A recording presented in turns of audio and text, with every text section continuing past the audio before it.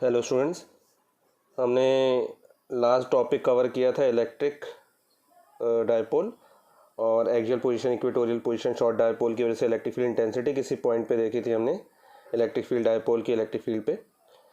तो नेक्स्ट हमारा टॉपिक जो है वो है गॉस थ्योरम और उसके एप्लीकेशन, लेकिन उससे पहले हमें इलेक्ट्रिक फ्लक्स पढ़ना पड़ेगा और उससे पहले एरिया वेक्टर का कंसेप्ट समझना पड़ेगा।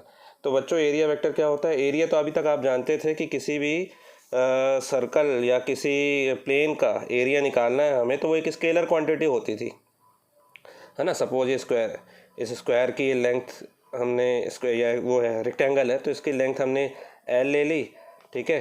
और विड्थ जो है हमने सपोज ब्रेड्थ इसकी ले ली हमने बी, ठीक है। तो उस कंडीशन में इसका जो फॉर्मूला होता था एरिया का वो क्या होता था? Length into breadth. ये स्केलर क्वांटिटी हो गई, लेकिन किसी किसी कंडीशन पे हमको इसको वेक्टर क्वांटिटी भी लेना पड़ेगा, ठीक है ना। अब कब लेना पड़ेगा? जब इसके साथ एक वेक्टर एसोसिएट हो जाएगा। और हमको इसके साथ कौन सा वेक्टर एसोसिएट करना है? इलेक्ट्रिक फील्ड लाइन से एसोसिएट करनी है, इलेक्ट्रिक फील्ड इंटेंसिटी एसोसिएट करनी है। मतलब एक सरफेस से कितनी सारी इलेक्ट्रिक फील्ड लाइन्स जा रही हैं, तब हमें एरिया का एक वेक्टर लेना, मतलब एक डायरेक्शन लेना पड़ेगा। तो उस कंडीशन में कैसे डायरेक्शन लेते हैं? तो सबसे पहले समझिए कि आपने पढ़ा है एक क्रॉस प्रोडक्ट पढ़ा था आपने। क्रॉस प्रोडक्ट क्या पढ़ा था आपने? अगर मैं याद दिलाऊं आपको, क्रॉस प्रोडक्ट आपने पढ़ा था अगर कोई दो वेक्टर, सपोज दिस ए और बी, दो वेक्टर किसी प्लेन पे लाई कर रहे हैं किसी एंगल थीटा पे, है ना। और वो जब रोटेट कर रहे हैं तो हम क्या कर रहे हैं? जैसे सपोज ऐसे रोटेट कर रहे हैं एंटी क्लॉकवाइज, तो मैक्सवेल स्क्रू रूल से ऊपर की तरफ क्या आ रहा है? स्क्रू ऊपर की तरफ आता है ना, लाइक दिस। तो ये जो तीसरा जो वेरिएबल है जो ऊपर की तरफ जा रहा है ना, ये इन दोनों प्लेन के परपेंडिकुलर, ये दोनों आपस में परपेंडिकुलर या थीटा एंगल पे, और इनके परपेंडिकुलर ये रहता था, है ना।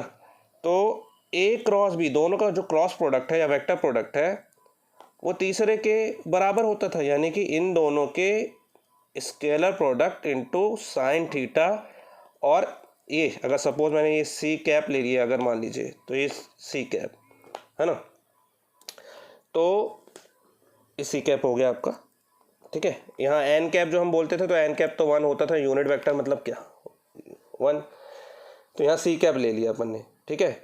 यानी कि ये दो जिस प्लेन पे होते हैं उसके परपेंडिकुलर तीसरा यूनिट वेक्टर होता है ना। जिसमें आपने आई क्रॉस जे लिखा था, I cross J equals to K, यानी कि I K is perpendicular, K is unit vector perpendicular to plane containing I and J, है ना। ये पढ़ा था आपने। तो आई और जे जिस प्लेन पे हैं, सपोज मैंने बोला कि ये आपका जो पेज है ये एक्स एक्सिस पे आई है और ये वाई एक्सिस पे जे है, तो आई क्रॉस जे ये पूरा प्लेन हो गया और उस पर परपेंडिकुलर ये ऊपर की ओर, है ना, ऐसे ऊपर की ओर ये क्या है? के है।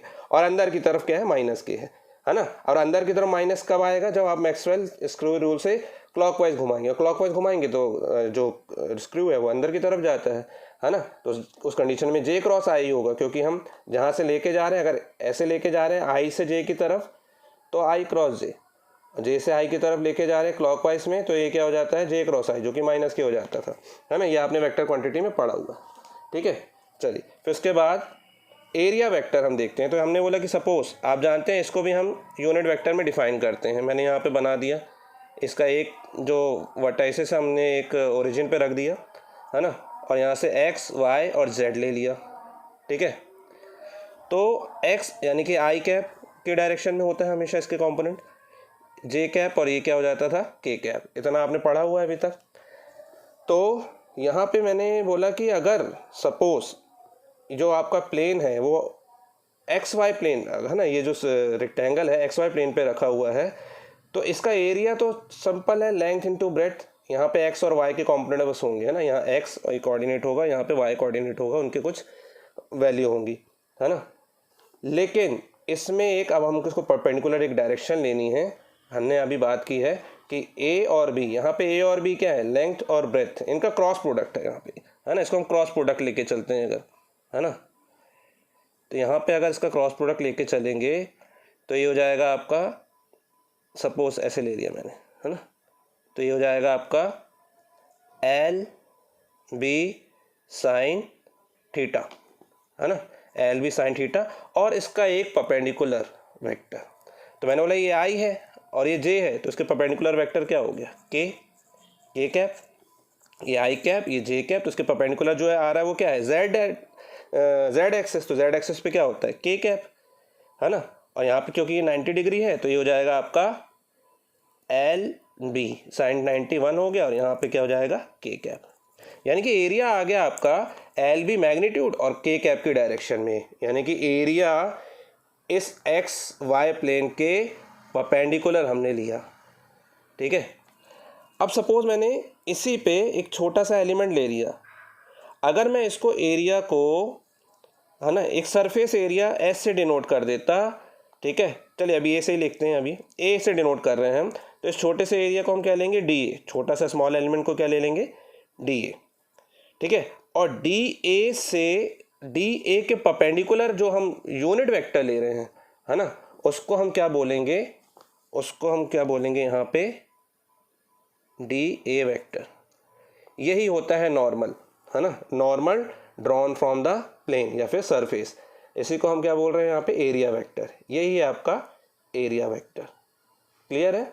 जो कि कितना होगा, वेक्टर क्या होता है, इसका मैग्नीट्यूड कितना है, डी ए, और इसका मैग्नीट्यूड एज वेल एज उसके साथ डायरेक्शन, तो डायरेक्शन क्या है इसकी, एन कैप इसकी डायरेक्शन। यूनिट वेक्टर क्योंकि डी ए के साथ मैं 1 का मल्टीप्लाई कर दूंगा चल जाएगा, और 1 यानी कि यूनिट वेक्टर, क्योंकि यहाँ पे सिर्फ 1 डायरेक्शन बता रहा है, सोचिए 1 एक स्केलर वैल्यू होती है, यहाँ डायरेक्शन बता रही है ना कमाल। चलिए अब बात करते हैं हम, एरिया वेक्टर हो गया, आपको समझ में आ गया, है ना। तो इसका एरिया तो लेंथ इनटू ब्रेड्थ है, लेकिन इसकी डायरेक्शन क्या है, के कैप, डायरेक्शन क्या थी इसकी, के कैप। अब हम बात करते हैं दूसरे किसी एक और एग्जांपल ले लेते हैं। सपोज यहाँ पे हमने एक एग्जांपल ले लिया, हमने बोल दिया find area vector of a circle drawn below, है ना। यहाँ पे देखिए सर्कल आपको किस पे दिख रहा है, सर्कल आपको वाई जेड प्लेन पे दिख रहा है, और आपसे बोला इसका एरिया वेक्टर फाइंड आउट करने को। तो एरिया वेक्टर क्या हो जाएगा बच्चों, एरिया वेक्टर इसका मैग्नीट्यूड और इसका डायरेक्शन, और डायरेक्शन हमेशा मैंने आपको क्या बताया, सरफेस के प्लेन पे, जो भी प्लेन है या सरफेस है उसके परपेंडिकुलर की डायरेक्शन में, है ना। सिर्फ ये डायरेक्शन बता रहा है एरिया वेक्टर, यानी कि यहाँ पे एरिया का डायरेक्शन बताएगा, और एरिया का डायरेक्शन कौन बताएगा, एरिया वेक्टर, ठीक है। तो एरिया वेक्टर का डायरेक्शन यहाँ पे क्या हो गया, इस डायरेक्शन में ये, और ये किस डायरेक्शन में, एक्स, और एक्स की डायरेक्शन में यूनिट वेक्टर क्या होता है, आई कैप, ठीक है। तो सपोज मैंने बोला कि ये जो रेडियस थी, इसकी रेडियस क्या थी, आर थी, ठीक है ना। तो उसका एरिया वेक्टर क्या हो जाएगा, आपका एरिया वेक्टर हो जाएगा, क्योंकि पाई आर स्क्वायर इसका क्या है, पाई आर स्क्वायर इसका मैग्नीट्यूड होता है, डायरेक्शन लेना है तो डायरेक्शन हो जाएगा इसका साथ आई कैप, एरिया वेक्टर लगा दिया आपने, मैग्नीट्यूड और डायरेक्शन, ठीक है, पाई आर स्क्वायर आई कैप, ठीक है। अगर यहाँ ये एक्जेक्ट प्लेन पे रखा होता तो पाई आर स्क्वायर जे कैप होता, यहाँ रखा होता तो पाई आर स्क्वायर के कैप होता, ठीक है ना, लेकिन इस डायरेक्शन में रखा हुआ है, ठीक। और इस तरफ अगर हम लेते लेफ्ट साइड तो pi r square minus I cap होता, है ना। तो यानी कि ये देखिए plane containing the direction of area vector is perpendicular या नॉर्मल ड्रॉन फ्रॉम प्लेन, है ना, प्लेन से एरिया से जो भी परपेंडिकुलर है तो वो एरिया वेक्टर कहलाता है। चलिए फिर उसके बाद हम बात करते हैं इलेक्ट्रिक फ्लक्स की, ठीक है। इलेक्ट्रिक फ्लक्स देखिए, electric flux over an area in an electric field represents the total number of field lines crossing this area, है ना। अब सपोज एक हमने एक सरफेस ले ली, है ना, लाइक दिस, ऐसे ये सरफेस ले ली हमने, और इस पे हमने बहुत सारे इलेक्ट्रिक फील्ड लाइंस पास करवा दी, है ना। यानी कि हमने एक इलेक्ट्रिक फील्ड में एक सरफेस को रख दिया, ऐसे भी बोल सकते हैं। तो ऑब्वियसली अब इसमें से सरफेस पे से इलेक्ट्रिक फील्ड लाइंस क्रॉस होने लग गई हैं, है ना। ये तो जो जितनी सरफेस इसमें से, जितनी इलेक्ट्रिक फील्ड लाइंस इसमें से क्रॉस हो रही हैं, ठीक है, वो सारी के सारे क्या कहला रहे हैं यहाँ पे, इलेक्ट्रिक फ्लक्स। मतलब कि हम इलेक्ट्रिक लाइंस ऑफ फोर्सेस को ही, इलेक्ट्रिक फील्ड लाइंस को ही इलेक्ट्रिक फ्लक्स बोल रहे हैं, लेकिन अब वो किसको बोल रहे हैं, जो पास हो रही हैं, है ना। तो एक सरफेस को क्रॉस करके जाने वाली किसी भी एंगल पे लाइन पे सरफेस को क्रॉस करके जाने वाली इलेक्ट्रिक फील्ड लाइंस को हम क्या बोलते हैं, इलेक्ट्रिक फ्लक्स। फ्लक्स मतलब फ्लो, ठीक है। तो देखिए यहाँ पे लेकिन आप जानते थे कि जब हम इसको ऐसे पास पास बनाते हैं इलेक्ट्रिक फील्ड लाइंस को, क्राउडी बनाते हैं, यानी कि इलेक्ट्रिक फील्ड इंटेंसिटी उस पर क्या होती है, बहुत ज़्यादा होती है, लेकिन अगर मान लीजिए दूर दूर बना रहे हैं मतलब कि इलेक्ट्रिक फील्ड कैसी है वहाँ पे वीक है ना। तो सपोज अभी मैंने ये बोला कि इलेक्ट्रिक फील्ड यहाँ पे कैसी है, कितनी जा रही है यहाँ पे, 1 2 3 3 लाइनें जा रही हैं, 4 लाइनें जा रही हैं, ठीक है। तो इसमें जो इलेक्ट्रिक फ्लक्स है, फ्लक्स को हम डिनोट कर रहे हैं किससे, फाई ई से। किससे डिनोट करेंगे, फाई ई से, ठीक है ना, इलेक्ट्रिक फ्लक्स। तो इलेक्ट्रिक फ्लक्स यहाँ पे कितनी है, अभी 4, सपोज 4 लाइन जा रही तो 4। लेकिन अगर मान लीजिए मैं इसमें से और बना दूँ इलेक्ट्रिक फील्ड लाइंस, है ना, तो यहाँ पे इलेक्ट्रिक फ्लक्स डेंसिटी, यहाँ पे इलेक्ट्रिक फ्लक्स की जो डेंसिटी है, मतलब कि उतने ही एरिया से जाने वाले, क्रॉस करने वाले इलेक्ट्रिक फ्लक्स अब ज़्यादा हो गए, यानी कि वहाँ पे इलेक्ट्रिक फील्ड इंटेंसिटी ज़्यादा हो गई, वहाँ पे फ्लक्स की डेंसिटी ज़्यादा हो गई, ठीक है ना। यानी कि हम जो ई बोलते थे, अब ई तो क्रॉस फील्ड लाइंस है, किसी को भी बोल सकते थे, अब हम ई जो बोल रहे हैं, ई को हम क्या बोलेंगे, electric flux density. Electric flux density, E को हम क्या बोल रहे हैं यहाँ पे, इलेक्ट्रिक फ्लक्स डेंसिटी सपोज, है ना। जो ही आपकी इलेक्ट्रिक फील्ड इंटेंसिटी ही है, लेकिन electric field intensity at surface area, ठीक है। तो यहाँ पे टोटल सरफेस एरिया मैंने ले लिया एस, ठीक। और उसमें भी अगर मान लीजिए मैं एक छोटा सा पोर्शन ले लूँ, क्योंकि मुझे तो ऐसे ही निकालना पड़ेगा इंटीग्रेशन करके, एक साथ में सारे नहीं निकाल सकता, क्योंकि ये तो अभी ठीक है रेगुलर सरफेस है, कोई ऐसी भी सरफेस होगी जिसमें हमको छोटा सा पोर्शन लेके निकालना पड़ेगा, हम एक साथ एक पूरा कैलकुलेट नहीं कर सकते। तो मैंने छोटा सा एक पोर्शन ले लिया, सपोज ds। अब इसमें से होके जितनी भी लाइनें जाएंगी, इलेक्ट्रिक लाइन्स ऑफ फोर्सेस, है ना, ds में से क्रॉस करने जाने वाली, वो क्या कहलाएगी, उसकी इलेक्ट्रिक फ्लक्स डेंसिटी या फिर इलेक्ट्रिक फील्ड इंटेंसिटी। समझ में आ रहा है आपको, इलेक्ट्रिक फ्लक्स मतलब जो कि सरफेस को क्रॉस करके चली जाए इलेक्ट्रिक फील्ड लाइंस, उस इलेक्ट्रिक फ्लक्स, ठीक है। और छोटे से एरिया को क्रॉस करके जा रही तो इलेक्ट्रिक फील्ड इंटेंसिटी। तो इलेक्ट्रिक फ्लक्स डेंसिटी क्या होगा, इलेक्ट्रिक फ्लक्स डेंसिटी का फॉर्मूला हो जाएगा आपका total number of electric flux passing per unit area, यानी कि फाई ई अपॉन एरिया, जो भी एरिया होगा, ठीक है। यहाँ पे तो यहाँ पे फाई एरिया, मैंने छोटा सा पोर्शन लिया हुआ है यहाँ पे ds, तो यहाँ पे हम ले लेंगे फाई, सपोज फाई फ्लक्स जा रहे हैं उसमें से, तो हम ले लेंगे यहाँ पे फाई ई अपॉन, और ये फील्ड कैसी थी, यूनिफॉर्म, हमने यहाँ फील्ड कैसी बनाई है, यूनिफॉर्म यानी कांस्टेंट, तो यहाँ पे हम कांस्टेंट ही लेके चलेंगे, और एरिया हमने क्या ले लिया, ds, है ना। तो फाई ई अपॉन ds, ये क्या हो गई, इलेक्ट्रिक फ्लक्स डेंसिटी हो गई। और इसी में से अगर मैं फाई ई निकालूँ तो फाई ई क्या होना चाहिए, फाई ई होना चाहिए आपका ई वेक्टर और ds। अब यहाँ पे थोड़ा सा गड़बड़ हो जाएगी, गड़बड़ ये हो जाएगी क्योंकि फ्लक्स एक स्केलर क्वांटिटी है ना, since electric flux is a scalar quantity, है ना। वो तो उसमें से जाने वाली, पास होने वाली लाइनें हैं, चाहे ऐसे हो किसी भी एंगल से जा सकती हैं, उसकी कोई डायरेक्शन तो है नहीं। तो इलेक्ट्रिक फील्ड, है ना, खुद की कोई डायरेक्शन नहीं है। इलेक्ट्रिक फ्लक्स पे जब इलेक्ट्रिक फील्ड लाइंस आएंगी तो इलेक्ट्रिक फील्ड इंटेंसिटी की डायरेक्शन होती है, फ्लक्स की कोई डायरेक्शन नहीं होती। तो electric flux is a scalar quantity, है ना, वो उसमें एंटर भी कर रही है सरफेस और बाहर भी निकल रही, तो electric flux is scalar quantity. और स्केलर क्वांटिटी तब बनेगी ना जब ds पे भी वेक्टर हो, क्योंकि दो वेक्टर का डॉट प्रोडक्ट जो होता है वो होता है स्केलर वैल्यू।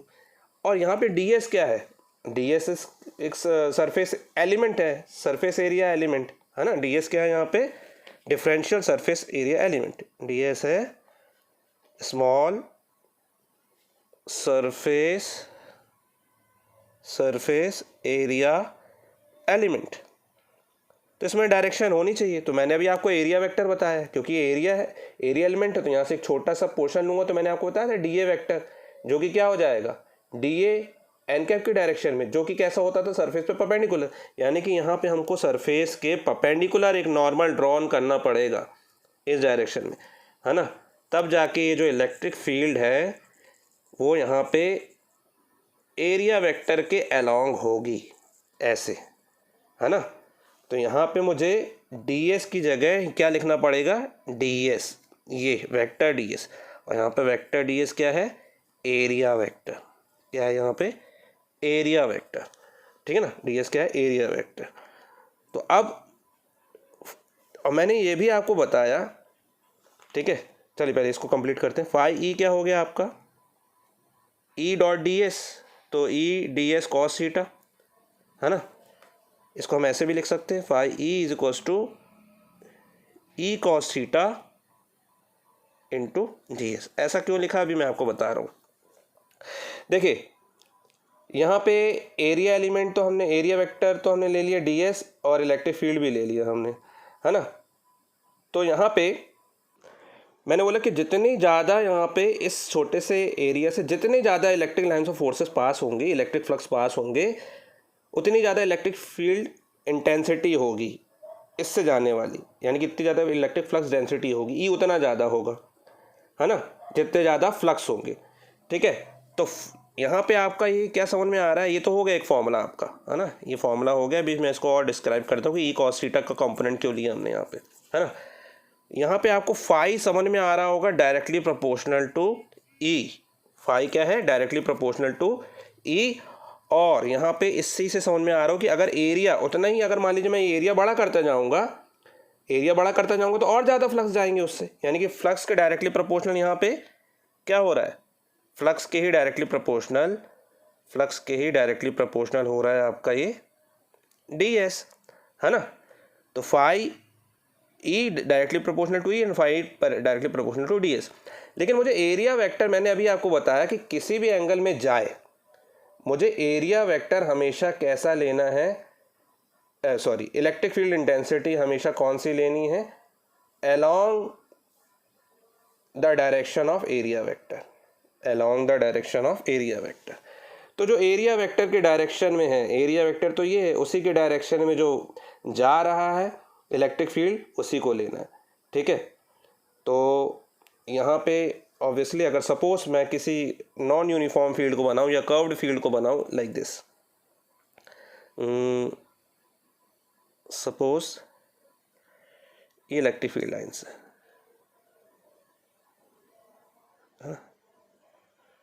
और ये कर्व सरफेस से जा रही है ना, सपोज ऐसे कर्व सरफेस से जा रही हैं ऐसे। ठीक है, तो देखिए यहाँ पे कर्व सरफेस से जा रही हैं, कुछ और बना देते हैं बड़ा, कुछ ऐसे चले जा रही हैं नॉन यूनिफॉर्म टाइप का। ठीक है, अब देखिए, लेकिन मैंने आपको बोला कि कर्व से हमेशा या किसी सरफेस से हमेशा क्या होना चाहिए, एरिया वेक्टर नॉर्मल होता है। और नॉर्मल इस पे कैसा बनेगा, इस पॉइंट को पकड़ लूँ अगर मैं, तो नॉर्मल इस पे, नॉर्मल क्या होता है, इस पर परपेंडिकुलर, तो इस सरफेस पे परपेंडिकुलर, यानी कि ये होगा नॉर्मल एन कैप। और इसका एक छोटा सा पोर्शन लूँगा मैं, ये पूरा सपोज एस था, तो इसका एक छोटा सा पोर्शन, तो ये डी एस ये हो गया। ठीक है, यानी कि यहाँ पे जो डी एस वैक्टर है वो मैं क्या लूँगा, D S into N cap, यहाँ पे ये लूँगा मैं D S into N cap.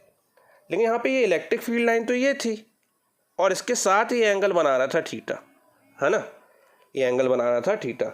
Electric field के साथ हमेशा एरिया वेक्टर का ही तो हमने डॉट प्रोडक्ट लिया था, ये कॉस थीटा। थीटा क्या है, theta is angle between, theta is angle between E and D S. ठीक है, तो अब क्योंकि वेक्टर क्वांटिटी और वेक्टर क्वांटिटी जब थीटा में होती है तो हमको उसको स्केलर क्वांटिटी में क्या करना, सॉरी कंपोनेंट में क्या करना रहता है, ब्रेक करना रहता है। तो अब मैं इसको ब्रेक कर रहा हूँ कंपोनेंट में। ठीक है, तो जब मैं, और मुझे किसको ब्रेक करना है यहाँ पे, वेक्टर को। तो इसको तो मैं कर नहीं सकता क्योंकि ये तो नॉर्मल है, इसकी वैल्यू 1 होती है, यूनिट वेक्टर है। मुझे इलेक्ट्रिक फील्ड इंटेंसिटी को ब्रेक करना पड़ेगा, है ना। और इलेक्ट्रिक फील्ड इंटेंसिटी को जब मैं ब्रेक करूँगा दो कंपोनेंट में, तो कैसे करूँगा, अब ये थीटा वाला कंपोनेंट है। ठीक है, तो इसमें हम यहाँ पे, मुझे इसके अलोंग वाला कंपोनेंट लेना पड़ेगा, क्योंकि मैंने अभी आपको बताया कि एरिया वेक्टर के अलोंग वाला कंपोनेंट लेना पड़ेगा। तो ये एरिया वेक्टर के अलोंग वाला कंपोनेंट लेना पड़ेगा और इसके परपेंडिकुलर ये ड्रॉ करना पड़ेगा मुझे, ये ऐसे। ठीक है, तो ये कंपोनेंट क्या हो गया, ये कंपोनेंट हो जाएगा आपका, क्योंकि थीटा के साथ बन रहा है तो ये हो जाएगा ई कॉस थीटा, ई कॉस थीटा। जबकि ये क्या बन जाएगा, ई साइन थीटा, है ना। ये ई साइन थीटा बन रहा है और ये क्या बन रहा है आपका, ई कॉस थीटा, है ना। अच्छे से लिख देता हूँ, ये क्या बन जा रहा है, ई कॉस थीटा। तो ई कॉस थीटा किसके अलोंग है, ई कॉस थीटा किसके अलोंग है, आपका एरिया वेक्टर के अलोंग है ना। तो यहाँ पे आपका ई कॉस थीटा जो कंपोनेंट है वो एरिया के अलॉन्ग है, इसलिए हमने कॉस थीटा वाला कंपोनेंट लिया हुआ है। अब थीटा अगर देखिए यहाँ पे 0 डिग्री में बना देता, थीटा 0 डिग्री होता तो सारी की सारी इलेक्ट्रिक फील्ड इसी से जाती, सारी की सारी इलेक्ट्रिक फील्ड इसी से जाएगी। जैसे यहाँ पे एरिया E0 है ना, यहाँ पे E भी वही और DS भी वही है ना। E और DS के बीच में एंगल क्या है 0। और इसी को अगर मान लीजिए मैं कुछ एंगल पे बनाता हूँ, कुछ दूसरा सरफेस देख लेते हैं। अगर मान लीजिए समझ में नहीं आ रहा है तो एक सपोज हमने इलेक्ट्रिक सरफेस ऐसे ही बना दिया, ये सरफेस एरिया हमने बना दिया ऐसे ही, ठीक है। लेकिन इलेक्ट्रिक फील्ड जो है हमारी वो कैसे जा रही है, इलेक्ट्रिक फील्ड ऐसे जा रही है,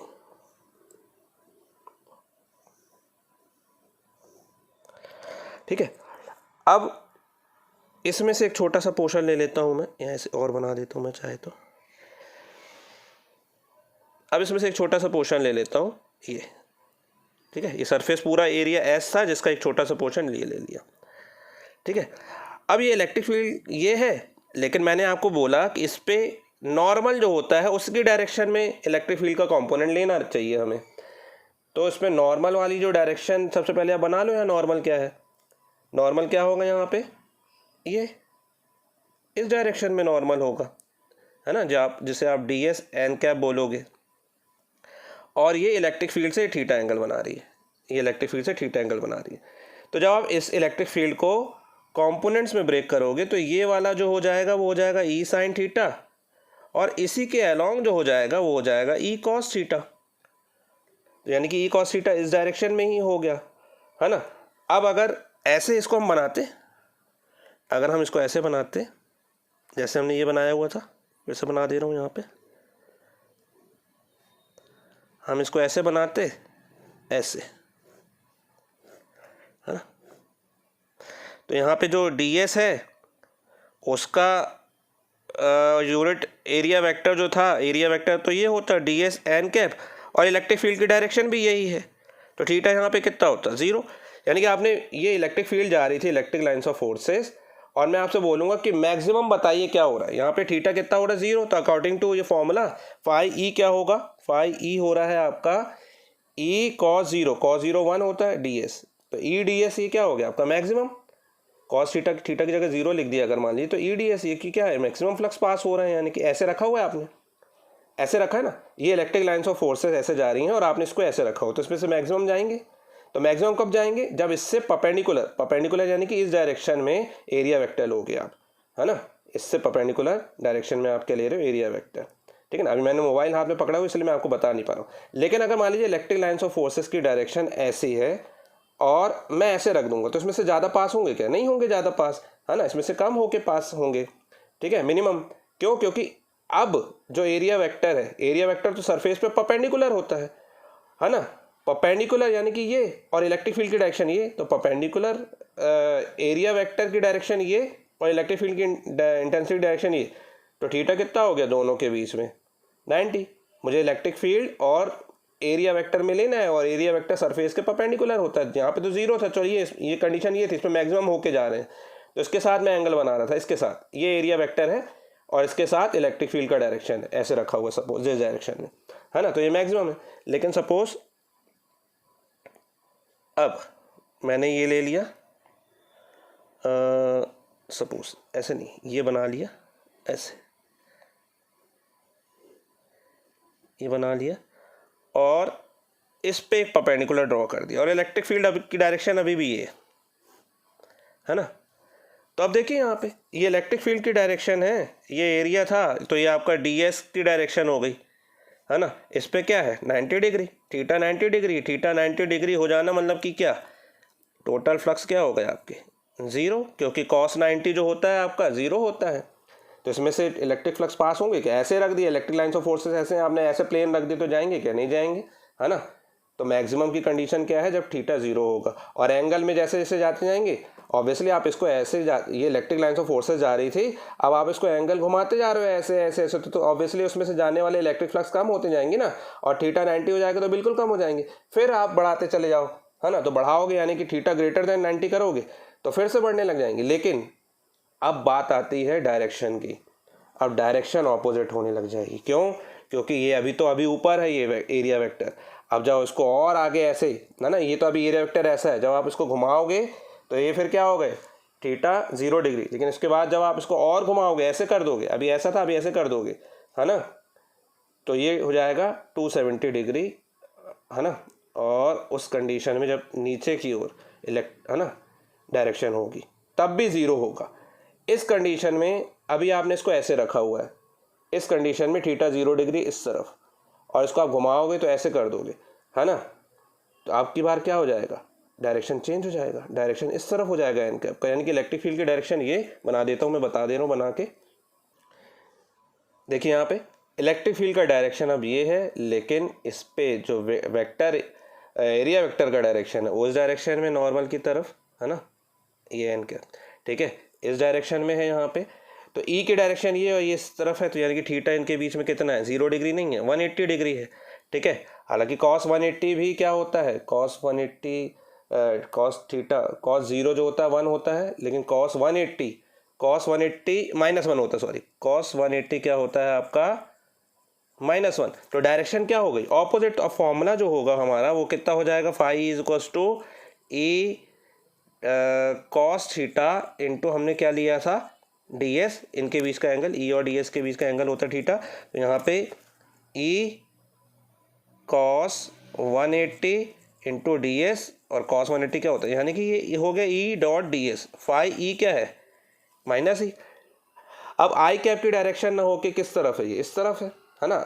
इसी को अगर मैं वेक्टर में लेता तो वेक्टर में कैसे लिखते इसको ये भी समझिए, वेक्टर में समझना भी बहुत ज़रूरी है, क्योंकि है ना, और लिख दे रहा हूँ फाई ई जो होता था वो क्या होता था आपका ई डॉट डी एस वैक्टर।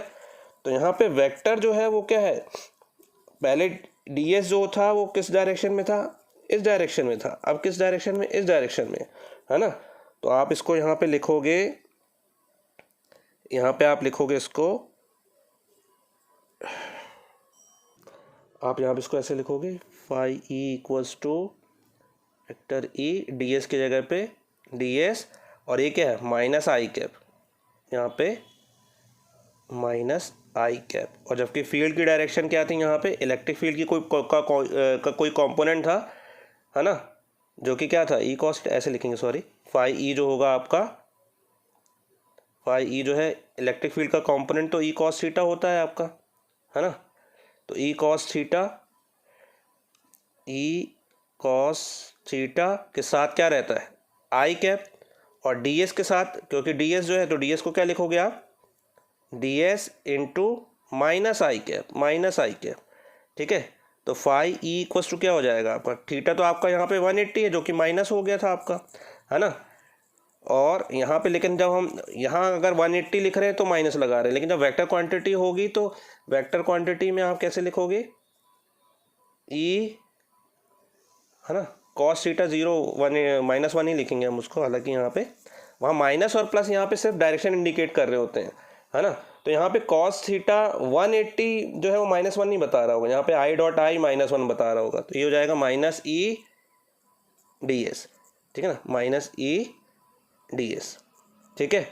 ये भी मैक्सिमम है, ये भी क्या है maximum, but in opposite direction. यहाँ पे माइनस कॉस 180, या तो आप ऐसे लिख दें कॉस 180 क्योंकि कॉस 180 माइनस होता है, या फिर आप आई कैप और यहाँ माइनस आई कैप लगा दें है ना। उस कंडीशन पे कॉस 180 नहीं रखते अपन लोग, वहाँ पे हम क्या रख कर देंगे, यहाँ पे सिर्फ माइनस साइन इसके साथ आएगा, ठीक है। चलिए इसके बाद, क्योंकि हमारे फॉर्मूले में कॉस थीटा है और थीटा अगर मान लीजिए 0 है, थीटा 0 है तो मैक्सिमम है, लेकिन थीटा अगर मान लीजिए लेस देन 90 डिग्री है, जब तक less than 90 degree first quadrant में है तो क्या होगा, फ्लक्स जो है आपका है ना, यहाँ फाई मैक्सिमम है, यहाँ पे फाई मैक्सिमम है, यहाँ पे फाई क्या हो जाएगा पॉजिटिव है ना, फाई क्या है पॉजिटिव, थीटा 0 है तो मैक्सिमम साथ में क्या है पॉजिटिव, और थीटा अगर 180 डिग्री है तो भी मैक्सिमम, बट ऑपोजिट डायरेक्शन में तो यहाँ हो जाएगा नेगेटिव, ठीक है। और 180 है, और अगर थीटा ग्रेटर देन 90 डिग्री है, थीटा क्या है अगर ग्रेटर देन 90 डिग्री है तो भी फाई क्या हो जाएगा नेगेटिव, क्योंकि सेकंड क्वाड्रेंट में चला गया ये है ना। अब यहाँ से अगर मान लीजिए ये कुछ सरफेस बन रही थी आपकी, ये सरफेस लाइक ऐसे बन रही थी, ये सरफेस बन रही है आपकी यहाँ पे, और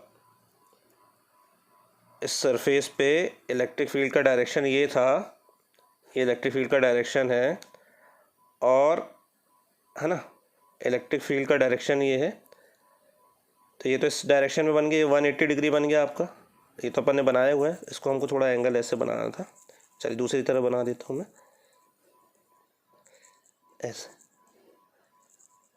सपोज ये, और है ना इसका जो सरफेस एरिया वेक्टर है, एरिया वेक्टर जो है वो ये है, और इलेक्ट्रिक फील्ड कुछ ऐसे जा रही है ना, ये इलेक्ट्रिक फील्ड है, इलेक्ट्रिक फील्ड का डायरेक्शन ये है ना, और ds का डायरेक्शन ये है। अब मुझे इससे एंगल बनाना है, तो क्या मैं ये एंगल बनाऊंगा? नहीं, मैंने आपको बताया था कि दो वेक्टर के बीच में एंगल जो बनता है वो कैसा बनता है, दोनों की पॉजिटिव डायरेक्शन यानी कि बढ़ती हुई डायरेक्शन पे, है ना। तो इसकी बढ़ती हुई डायरेक्शन से, ई से बढ़ती हुई डायरेक्शन से मुझे इसका बनाना है एंगल। तो ये देखिए यहाँ पे ग्रेटर देन 90 हो गया, थीटा क्या हो गया, ग्रेटर देन 90 डिग्री, और थीटा ग्रेटर देन 90 डिग्री हुआ तो नेगेटिव हो जाएगा। ई से ds की तरफ लेके जाना है, क्योंकि ये प्लेन वो प्लेन है जिसमें से होके इलेक्ट्रिक फ्लक्स पास हो रहे हैं। मैंने आपको इस शुरुआत में ही बता दिया कि एरिया वेक्टर में एक प्लेन होगा, है ना, उस पे परपेंडिकुलर क्या होगा, एरिया वेक्टर होगा, और वो इलेक्ट्रिक फील्ड के ऑपोजिट डायरेक्शन पे आ जाएगा अगर थीटा ग्रेटर देन 90 डिग्री है। तो 180 में तो होगा ही माइनस में, ठीक है। तो थीटा ग्रेटर देन 90 से लेके लेस देन 270 तक ये आपका नेगेटिव रहेगा, और ग्रेटर देन 270 से लेके लेस देन 90 तक ये आपका होगा पॉजिटिव, ठीक है।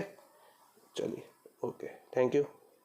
चलिए इसमें एक चीज़ और कि देखिए, अगर मैंने यहाँ ds लिया यानी कि छोटा से एलिमेंट लिया हुआ है, सरफेस से स्मॉल एरिया एलिमेंट, तो उसमें से होके भी छोटे से ही फ्लक्स जाएंगे। तो मैं यहाँ पे डी से, यहाँ मुझे फ्लक्स क्या डिनोट करने पड़ेंगे, थोड़े से फ्लक्स के लिए डी फाई ई। तो हर जगह मुझे यहाँ पे ये डिनोट करना पड़ेगा डी फाई ई, जहाँ जहाँ मैंने उस पर बनाया है ना। तो यहाँ पे भी डी एस से जाएगा तो ये क्या हो जाएगा, डी फाई ई। यहाँ पर भी डी फाई ई हो जाएगा, हर जगह क्या होगा, डी फाई ई, ठीक है। डी एस है तो यहाँ क्या हो जाएगा, डी फाई ई, ठीक है। ये डी फाई ई हो गया आपका, डी फाई ई, है ना, ये भी आपका डी फाई ई, है ना, क्योंकि छोटे से एरिया से जा रहा था। और पूरे सरफेस एरिया के लिए अगर जाना है इसको, है ना, अगर मान लीजिए पूरे सरफेस एरिया के लिए जा रहा है तो उसके लिए हम टोटल सरफेस से जाना है। अगर मान लीजिए टोटल सरफेस आपका क्या है, सपोज एस है ना, टोटल सरफेस क्या है, अगर एस है, ठीक है, तो उस कंडीशन में क्या हो जाएगा आपका, टोटल फ्लक्स जा रहे हैं इसमें से, टोटल फ्लक्स, है ना, passing through total area, total area वो क्या हो जाता है आपका फाई ई, डी फाई का, है ना। दोनों तरफ क्या करना पड़ेगा मुझे, इंटीग्रेशन, ई डॉट डी एस है तो ई डॉट डी एस का मुझे क्या करना पड़ेगा, इंटीग्रेशन, किसके रिस्पेक्ट में, सरफेस के रिस्पेक्ट में, क्योंकि मैंने यहाँ छोटा सा पोर्शन डी एस लिया था, उसी को मुझे बड़ा करना है, तो मुझे सरफेस इंटीग्रल लेना पड़ेगा, वो भी क्लोज सरफेस इंटीग्रल, है ना।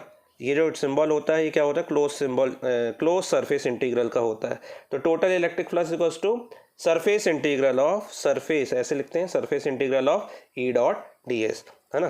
तो ये फ्लक्स का फॉर्मूला हो गया, इसी को हम गॉस थ्योरम में यूज़ करेंगे आगे चल के, है ना। ये क्या हो जाएगा, total surface integral of E dot D S, total flux जब हमको किसी सरफेस से निकालने होंगे। Okay, thank you. इसी में हम कुछ न्यूमेरिकल देख लेते हैं, है ना, कुछ न्यूमेरिकल्स हैं। जैसे कि सपोज एक न्यूमेरिकल दिया हुआ है आपको कि if a square surface of 0.1 metre side is placed in an electric field E is equals to 2000 I cap newton per coulomb. पहला आपको दिया parallel to YZ plane and second parallel to XZ plane. Calculate the electric flux in each case, है ना। हमको electric field intensity दी हुई है 2000 I cap, आई के मतलब कि X डायरेक्शन में जा रही होगी ऐसे, है ना, न्यूटन पर कूलम, और स्क्वायर रखा हुआ है उस पर, तो स्क्वायर एक बार हमको YZ प्लेन पे रख के पहले रखना है, एक बार XZ प्लेन के पहले रखना है, और दोनों ही केसेस में टोटल इलेक्ट्रिक फ्लक्स पास जितने हो रहे हैं वो निकालने हैं। इलेक्ट्रिक फील्ड इंटेंसिटी दी हुई है, तो जो आपको दिया हुआ है वो लिख दीजिए आप सॉल्व करने में, सॉल्यूशन में। गिवन क्या है आपको, गिवन है electric field intensity 2000 I cap, है ना, और क्योंकि हमको स्क्वायर सरफेस की साइड दी हुई है, स्क्वायर की साइड दी हुई है ना, साइड मतलब कि ये सपोज, है ना, ये साइड है, ए से डिनोट कर दिया, तो वो कितना दिया हुआ है आपको 0.1 मीटर, है ना। तो हमको तो फ्लक्स के फॉर्मूले में ds चाहिए रहता है, एरिया वेक्टर चाहिए रहता है। तो एरिया वेक्टर के लिए आप क्या करोगे, एरिया निकालना पड़ेगा। ठीक है, तो एरिया वेक्टर हो जाएगा आपका एरिया ऑफ स्क्वायर क्या होता है, एरिया ऑफ स्क्वायर हो जाएगा आपका 0.1 मल्टीप्लाई बाय 0.1, तो ये जाएगा आपका 0.01, जो कि हो गया आपका 10⁻⁻² मीटर स्क्वायर। ये एरिया हो गया, है ना, ये एरिया हो गया। इसको हम बोलेंगे सपोज ds, है ना, ds, या फिर s भी बोल सकते हो आप, है ना, ये s हो गया, s। ठीक है, एरिया ऑफ स्क्वायर। ठीक है, तो क्योंकि हमने डेल फाई देखा था, यहाँ पे हमने डेल फाई जो देखा था, डेल फाई या D phi equals to E dot, del है तो डी भी लिख सकते, डेल भी लिख सकते, कोई दिक्कत नहीं है। ये देखा था हमने यहाँ पे, है ना। तो जब छोटे से स्मॉल एरिया से निकालना था, तो पूरे फ्लक्स निकालने टोटल एरिया से, तो फाई इक्वल्स टू सिंपल हो जाएगा ई डॉट एस या ई डॉट ए, है ना। तो यहाँ पे इतना गिवन है हमको। अब इसके बाद हम इसको थोड़ा सा पहला केस देख ले, parallel to Y Z plane. तो यहाँ पे बनाने की कोशिश करते हैं हम डायग्राम, उससे क्लियर हो जाता है। ये x ले लिया, ये y और ये z, और पहला केस ये है कि वाई जेड प्लेन पे आपको एक स्क्वायर को रखना है ना, जिसकी साइड 0.1 मीटर है। तो इसको आप ऐसे बना सकते हो, ऐसे बना दिया आपने, ये 0.1 मीटर और ये भी क्या है 0.1 मीटर। ठीक है, तो जिसका एरिया हमने निकाल चुके हैं हम पहले ही। ठीक है, अब इसकी डायरेक्शन क्या है, लेकिन हमको तो एरिया तो चाहिए, हमको एरिया के साथ साथ यहाँ पे आई कैप है ना, डायरेक्शन है, तो हमको उसका डायरेक्शन भी चाहिए। तो उसका डायरेक्शन आप जानते हैं, वाई जेड प्लेन पे रखा हुआ है, और एरिया वेक्टर उसके परपेंडिकुलर डायरेक्शन में होता है, यानी कि इस डायरेक्शन में होगा, इस डायरेक्शन में। और ये डायरेक्शन कौन सी होती है, एक्स की तरफ है, आई कैप। और इसी डायरेक्शन में देखिए इलेक्ट्रिक फील्ड भी बनी हुई है आपकी, इलेक्ट्रिक फील्ड आपको दी हुई 2000 आई कैप। इलेक्ट्रिक फील्ड की डायरेक्शन भी यही है आपकी, है ना, 2000 आई कैप, है ना। और एरिया वेक्टर की डायरेक्शन भी क्या है, यही है ना, आई कैप। ठीक, तो इसको आप s, अगर मैं यहाँ पे s वेक्टर लिखूँ तो s वेक्टर क्या हो जाएगा आपका 10⁻⁻² आई कैप, ऐसे लिख सकते हो। ठीक है, ds ना लिख के s लिख दिया। ठीक, तो टोटल फ्लक्स हमको निकालने हैं इसमें से। टोटल फ्लक्स, इलेक्ट्रिक फ्लक्स क्या हो जाते हैं आपके, एरिया, इलेक्ट्रिक फील्ड इंटेंसिटी, हमारा ds लेते थे, लेकिन यहाँ पूरा एरिया है तो s ले लीजिए, s यानी कि पूरा एरिया, कंप्लीट एरिया, है ना। भावनाओं को समझिए थोड़ा। तो फाई ई इक्वल्स टू हो जाएगा आपका ई 2000 आई कैप, 2000 आई कैप, और s आपको दिया है कितना 10⁻⁻² आई कैप, है ना। आई कैप 1 हो जाते हैं बच्चों, है ना। आई कैप क्या हो जाता है, डॉट प्रोडक्ट दोनों का 1, क्योंकि यूनिट वेक्टर है। 2000 इंटू 10⁻², यानी कि अपॉन में 100 यानी कि 20। तो ये जाएगा आपका फाई ई जो होगा वो क्या हो जाएगा 20। ठीक है, अच्छा, फ्लक्स की यूनिट मैंने आपको बताई नहीं। फ्लक्स की यूनिट होती है आपकी क्या, न्यूटन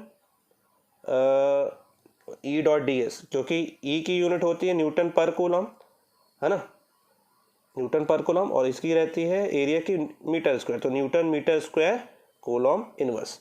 ये क्या है, फ्लक्स की यूनिट, है ना, फ्लक्स की यूनिट, इलेक्ट्रिक फ्लक्स की यूनिट है यहाँ पे। ठीक है, तो दूसरा क्वेश्चन देखते हैं हम इस पर। अब चलिए इसी का दूसरा पार्ट देख लेते हैं जो भी बाकी है। पैरेलल टू एक्स प्लेन रखा हुआ है अगर मान लीजिए, तो अब एक्स प्लेन पे रखना है आपको। ये तो फर्स्ट का आंसर हो गया, है ना। अभी आपको क्या निकालना है, एक्स प्लेन पे। एक्स प्लेन के लिए अभी आपको एक्स वाला डायग्राम बना लेना चाहिए अभी, है ना। तो वैसे डायग्राम बनाएंगे हम। एक क्वेश्चन में एक ही तरह से आप क्वेश्चन को सॉल्व किया कीजिए, ऐसा नहीं कि इसमें एक्स वाई जेड ऐसे ले ले तो उसमें ऐसे, है ना। अगर एक ही क्वेश्चन, अलग अलग क्वेश्चन तो कोई बात नहीं, एक क्वेश्चन है तो एक जैसा करना पड़ेगा आपको। तो यहाँ पे देखिए इलेक्ट्रिक फील्ड का डायरेक्शन तो अभी भी वही है, कितना 2000 आई कैप ये है, और ये जे कैप है, और ये क्या है के कैप का डायरेक्शन है। और इस बारी लेकिन हमको पैरेलल टू एक्स प्लेन रखना है ना। स्क्वायर को किस पे रखना है, पैरेलल टू एक्स प्लेन। तो ये एक्स प्लेन तो ये है आपका, ये है एक्स प्लेन, हमको ऐसे रखना है, ऐसे एक्स प्लेन। और प्लेन के परपेंडिकुलर एरिया वेक्टर होता है, यानी कि ये क्या होगा, एरिया वेक्टर, जिसकी डायरेक्शन क्या है ds क्या वेक्टर, जिसकी डायरेक्शन क्या हो गई जे कैप की डायरेक्शन में, और इलेक्ट्रिक फील्ड की डायरेक्शन किस तरफ है, इस तरफ है, जो कि किस डायरेक्शन में है, आई कैप की डायरेक्शन में है। इसके बीच का एंगल तो 90 डिग्री हो गया, तो आपको 90 डिग्री में मैंने आपको बताया था कि ज़ीरो हो जाता है। फिर भी चलिए, फिर हम एक बार सॉल्व करना है तो हम सॉल्व करके देख लेते हैं आगे। तो यहाँ पे phi E equals to what, E और ये S cap, S vector sorry, तो फाई ई जो हो जाएगा आपका ई यानी कि 2000 आई कैप, और एस है ना, डी एस, एस ठीक है, डी एस की जगह एस है तो कोई दिक्कत नहीं है, एस है ना, एस किस डायरेक्शन में, जे कैप की डायरेक्शन में, तो यहाँ पे एस जे कैप की डायरेक्शन में, और एस हमको दिया हुआ है कितना, 10 to the power -2, 10 to the power -2, लेकिन इस बार हमको एस कितना दिया हुआ है, 10 to the power -2 J metre square, तो 10 to the power -2 J cap metre square, ठीक है। अभी यूनिट नहीं लिखते इसकी।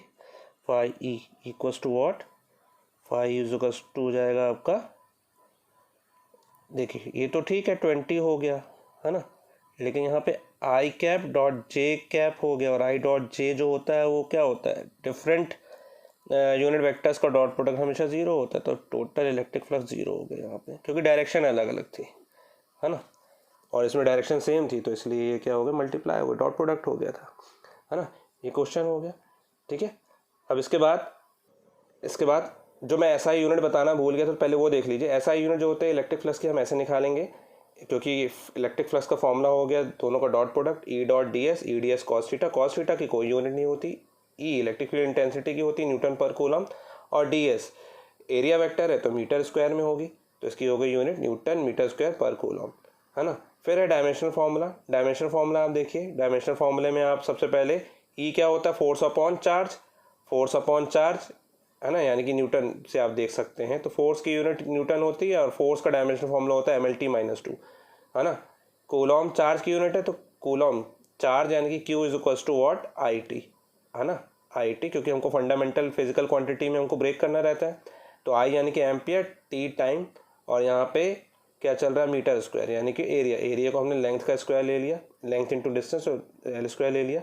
डायमेंशनल फार्मूला क्या आएगा आपका, m1 l क्यूब टी की पावर ये -2, ऊपर जाके ये -1 टी की पावर -3, और ये a ऊपर जाके -1, ये डायमेंशनल फार्मूला हो जाएगा इसका। चलिए एक क्वेश्चन और देखते हैं। देखिए यहाँ क्वेश्चन दिया हुआ है, a surface of area 0.2 J metre square is placed in a uniform electric field of 5 I cap plus 10 J cap newton per coulomb, calculate the electric flux emerging from the surface. हमको surface से emerge out होने वाले electric flux बताना है। अच्छा, इसमें सबसे पहले तो एमर्ज आउट बोल रहा है, तो साइन कन्वेंशन देख लीजिए। साइन कन्वेंशन हालांकि मैंने आपको बता दी कि थीटा ग्रेटर देन 90 होता है तो इलेक्ट्रिक फ्लक्स की वैल्यू नेगेटिव आएगी, लेस देन 90 है तो वो क्या हो जाएगी, इलेक्ट्रिक फ्लक्स की वैल्यू पॉजिटिव आती है ना। इसको हम इन शब्दों में समझ सकते हैं कि suppose flux entering the surface है ना, किसी कोई बॉक्स है या कुछ भी है कहीं से भी, यहाँ पे सपोज सरफेस इलेक्ट्रिक फ्लक्स अंदर की ओर जा रहे हैं है ना, तो एंटरिंग फ्लक्स जो होंगे, entering flux to the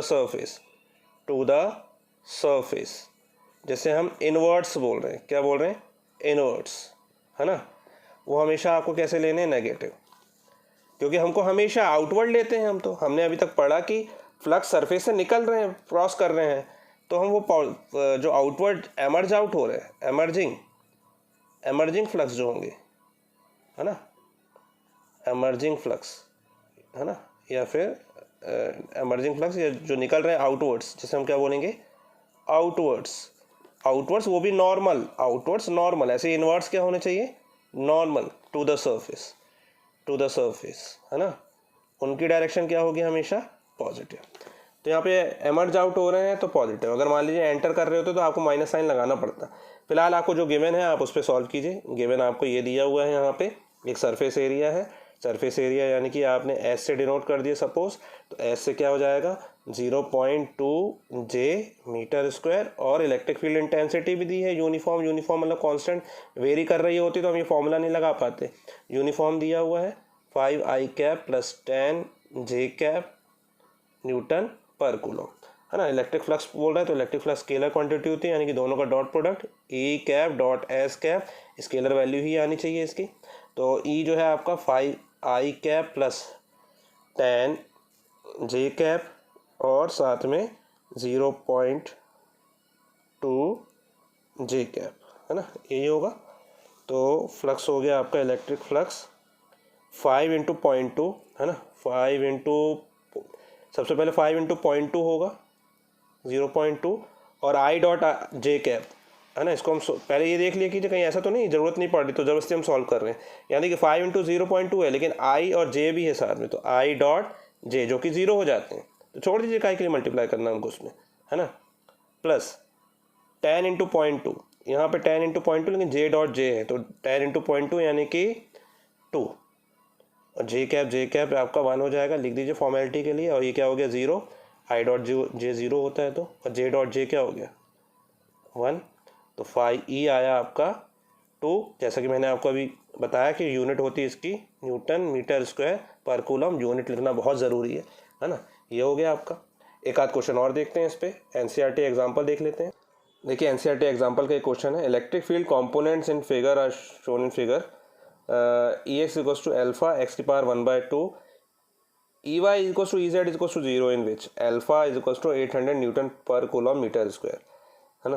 consider the cube shown in figure, calculate phi is equals phi through the cube से आपको निकालना है। The charge with in the cube is if the charge with in the क्यूब, यही find out करना है। Assuming बोल रहा है alpha is equals to 0.1 metre, sorry alpha नहीं ए है यहाँ पे, A is equals to 0.1 metre, यानी कि साइड दी हुई है आपको, और क्योंकि क्यूब है तो सारी साइड्स क्या होंगी इसकी इक्वल होंगी सरफेसेस की, और यहाँ क्यूब दिया हुआ है। देखिए क्यूब की ये वाली जो राइट सरफेस है इस पर एक यूनिट वेक्टर निकला हुआ है NR, और यहाँ लेफ्ट सरफेस पे NL यूनिट वेक्टर है ना, L for left and R stands for right, ठीक है। तो सबसे पहले तो इलेक्ट्रिक फील्ड का सिर्फ x कंपोनेंट है, यहाँ पे फॉर्मूले में भी दिया हुआ है अल्फा एक्स की पावर 1/2, है ना। तो अल्फा यहाँ पे आपको ये वैल्यू दी हुई है 800, तो जो गिवन है आप सबसे पहले तो वो लिख लीजिए। गिवन क्या है आपको, alpha equals to 800 newton per coulomb metre square, and X component बस दिया हुआ है तो वो लिख लीजिए आप अल्फा एक्स की पावर 1/2, सॉरी, और यहाँ पे लेकिन y और z की तरफ कोई भी इलेक्ट्रिक फील्ड का कंपोनेंट नहीं है ना। The electrical field component towards y and z is 0, तो flux is there only for left face L and right face R only, है ना, ऑफ द क्यूब। तो सबसे पहले लेफ्ट फेस पे देखते हैं। एट द लेफ्ट फेस, देखिए at the left face first, at the left face, है ना। एट द लेफ्ट फेस देखिए, अच्छा इसके बीच की डिस्टेंस भी क्या दी हुई है, ओरिजिन से डिस्टेंस जो दी हुई है वो कितनी दी हुई है, ए दी हुई है। ये तो ए है जितनी 0.1 मीटर, तो यहाँ से भी डिस्टेंस, बहुत सारे बच्चे यहाँ पे कंफ्यूज होते हैं एनसीईआरटी का एग्जांपल देख के, ये डिस्टेंस भी क्या दी हुई है, ए ही दी हुई है ना। तो यहाँ से हम तो ओरिजिन से लेंगे डिस्टेंस, एक्स दिया हुआ है क्योंकि यहाँ पे, तो एक्स यहाँ पे कितना है, ए, एक्स इक्वल्स टू व्हाट, ए, ठीक है। तो एट द लेफ्ट फेस ये हो गया, तो इसलिए आपका electric field intensity in this direction, left direction, है ना, वो क्या हो जाएगी इस तरफ,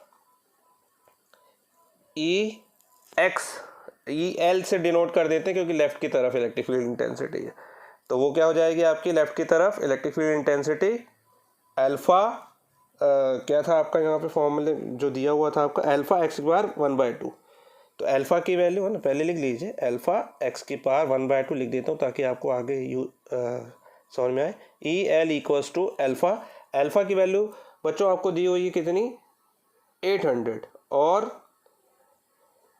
एक्स की वैल्यू यहाँ पे कितनी है, ए, अल्फा है 800 और एक्स की वैल्यू है ए, और जबकि ए भी आपको गिवन है कितना है 0.1 मीटर, आपको एज्यूम करने को बोला है ना। एज्यूम करना मतलब कि ले ही लो, है ना। तो ये हो जाएगा आपका अल्फा की वैल्यू 1/2, या फिर बाद में रखना, बाद में रख दीजिए अभी, क्योंकि हमको तो नेट फील्ड निकालनी लगी पड़ेगी, तो आप ऐसा कीजिए, अब इसको यही लिखे रहने दीजिए, एक्स की जगह ए ही लिख दीजिए, है ना। एक्स की जगह क्या लिख दिया आपने, ए की पावर 1/2। ये लेफ्ट साइड आपने क्यूब की क्या निकाल दी, इलेक्ट्रिक फील्ड इंटेंसिटी निकाल दी, है ना। और क्योंकि हमको तो इलेक्ट्रिक फील्ड इंटेंसिटी नहीं, हमको तो फ्लक्स इसमें से कैलकुलेट करने हैं, तो टोटल फ्लक्स आप यहाँ पे क्या कैलकुलेट करेंगे, pi E is equals to, formula क्या होता है आपका, लेफ्ट डायरेक्शन में इलेक्ट्रिक फील्ड इंटेंसिटी का, और साथ में क्या कैलकुलेट करोगे आप, इनटू में क्या मल्टीप्लाई क्या करोगे आप, एरिया वेक्टर का। तो एरिया वेक्टर यानी कि डेल एस, यहाँ पे आपने डेल एस ले लिया, ठीक है। तो डेल एस एरिया क्या होगा आपका, डेल एस एरिया होगा आपका, या फिर इसी को आप लिखेंगे एरिया वेक्टर को, कंपोनेंट को आप डिवाइड करते हुए E dot del S cos theta, क्योंकि ये क्या है आपका डॉट प्रोडक्ट है, कॉस थीटा। और थीटा कितना है यहाँ पे देखिए, दोनों के बीच में ये एरिया है, एरिया वेक्टर, इसका डायरेक्शन इस तरफ है, और इलेक्ट्रिक फील्ड का डायरेक्शन इस तरफ है ना, इस डायरेक्शन में है इलेक्ट्रिक फील्ड। तो इलेक्ट्रिक फील्ड का डायरेक्शन इस तरफ है और एरिया वेक्टर का डायरेक्शन इस तरफ है, तो थीटा कितना हो गया, मैंने आपको बताया था 180 डिग्री, है ना। तो ये हो जाएगा कॉस 180 डिग्री, जो कि हो जाएगा आपका minus E dot del S, है ना। तो यहाँ पे माइनस ई एल है आपका, क्योंकि यहाँ पे, तो ई एल की वैल्यू आप पुटअप कर दीजिए। ई एल की वैल्यू है आपकी अल्फ़ा यानी कि 800 आपने लिखा हुआ था, ए की पावर 1/2 और डेल एस, है ना। डेल एस की वैल्यू क्या होगी आपकी, डेल एस की वैल्यू ए स्क्वायर, क्योंकि क्यूब है यहाँ पे, तो क्यूब की सरफेस से जा रहा है, सरफेस एरिया होना चाहिए, है ना, जो कि बराबर रहता है, तो क्या हो जाता है वो ए डॉट ए स्क्वायर, है ना, ए स्क्वायर। और साथ में क्या लगा हुआ है, माइनस, तो आपने ये लगा दिया माइनस, ठीक है बच्चों।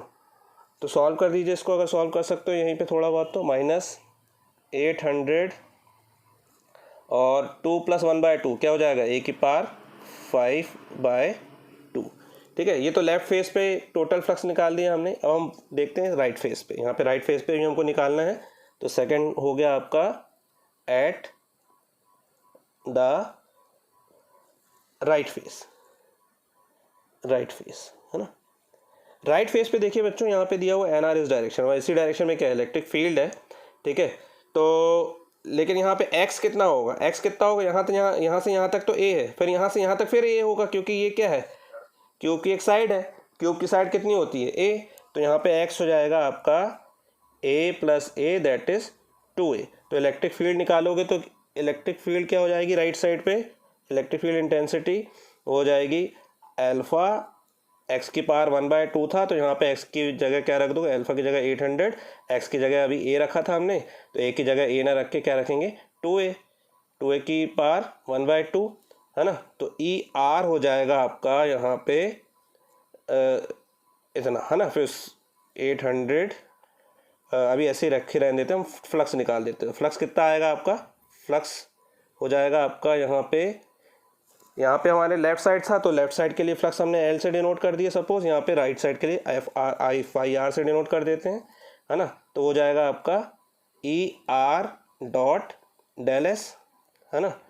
तो ई आर डेल एस, और यहाँ पे कॉस देखिए यहाँ पे कितना होगा, डायरेक्शन एरिया वेक्टर की भी डायरेक्शन यही, इलेक्ट्रिक फील्ड की भी डायरेक्शन यही, तो यानी कि एंगल कितना हो गया 0 डिग्री, जो कि हो जाएगा positive E R del S, है ना। तो फाई आर हो गया आपका ई आर आपका ये था 800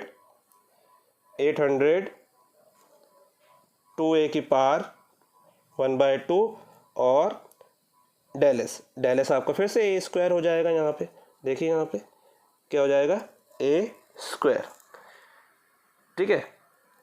तो ये हो जाएगा आपका 5r फिर से आपका 800, और देखिए यहाँ 2 की पावर 1/2 यानी कि √2, और a की पावर 1/2 और a की पावर 2 कितना हो गया, a की पावर 5/2, है ना, a⁵ तो ये राइट साइड पे फ्लक्स आए क्यूब के, 5r = 800 √2 a की पावर 5/2, और ये लेफ्ट साइड पे फ्लक्स आए जो कि क्या है -800 a की पावर 5/2, है ना।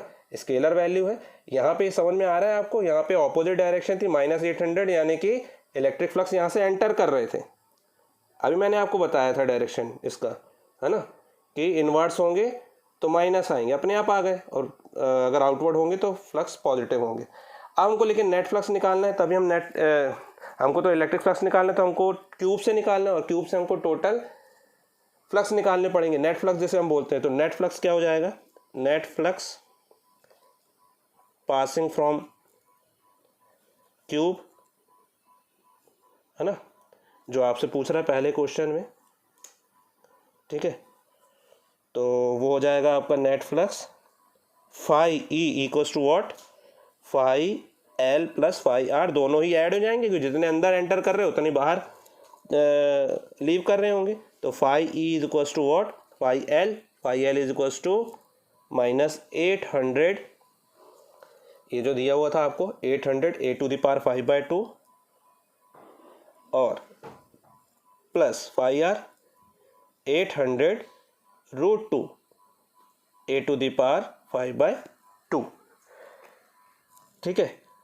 तो यहाँ से फाई ई आपका आ जाएगा, इसमें से जो कॉमन आ रहा है वो कॉमन ले लीजिए, फाई ए की पावर 5/2 और 800 कॉमन आ रहा है, तो 800 ए की पावर 5/2, अंदर क्या बचेगा, अंदर बचेगा ये रूट 2 पहले लिख दीजिए, पॉजिटिव है, ये -1, फाई ई इक्वल्स टू, अब इसमें ए की वैल्यू पुटअप कर दीजिए, ए की वैल्यू आपको 0.1 मीटर एज्यूम करने को बोला है, तो 800 इंटू 0.1 यानी कि 10 टू द पावर -1 भी लिख सकते हो आप, है ना, ठीक है। 0.1 ही लिखे रहने दीजिए, कोई प्रॉब्लम नहीं है, सॉल्व तो आपको करना ही पड़ेगा।